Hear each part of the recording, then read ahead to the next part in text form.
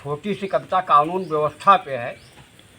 ये कविता उस समय की है जब सपा का शासन था। सीतापुर से कुछ विधायक आ करके अपने यहाँ लखीमपुर 2-3 चौकियों में पुलिस वालों को दौड़ा दौड़ा के मारा। तब हमने लिखा कि अंधा कानून है भारत का, कैसे तुमका समझाई हम। अंधा कानून है भारत का, कैसे तुमका समझाई हम।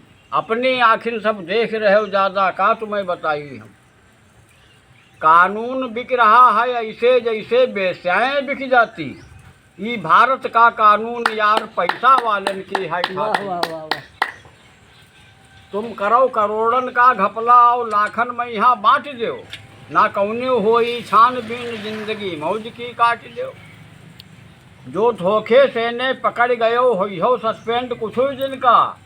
वही कई बहाल थोरन दिन में फिर काम करो अपने मन का। तुम चाहे जही का कत्ल करो थाना चौकी पुजवाए लो। एक भरी 38 रुपये की जज साहब का पकड़ाए दो। बा इज्जत हुई हो बरी यार माछन पर अपनी ताव दो। इंग्लिश छानो फिर सुबह शाम और लक्ष्मी जी का नाव लो। कानून केर किरला निहार डाकू कुर्ता सिलवाए दे। यमपिन का लड़ाई चुनाव लाग सब केस माफ करवाए दे। कबहू चंबल के यही डाकू वर्दी का यहाँ घबरात रहें।